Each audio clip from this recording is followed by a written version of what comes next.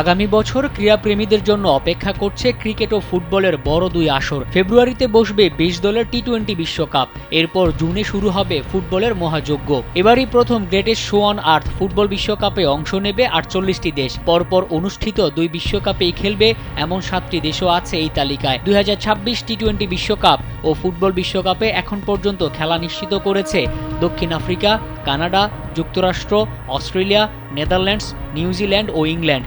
এই তালিকা আরও বড় হওয়ার সম্ভাবনাও আছে।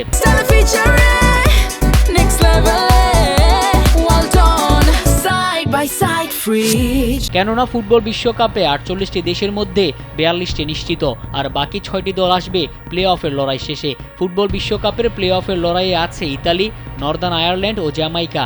এই তিন দেশ থেকে কোনো দেশ ফুটবল বিশ্বকাপ নিশ্চিত করলে ক্রিকেট ও ফুটবল দুই বিশ্বকাপে খেলা দেশের সংখ্যা বাড়বে। তবে প্লে অফে ইতালি ও নর্দার্ন আয়ারল্যান্ড একই গ্রুপে থাকায় দুই বিশ্বকাপেই অংশ নেবে এমন দেশের সংখ্যা ৯টির বেশি ছাড়িয়ে যাওয়ার সুযোগ নেই।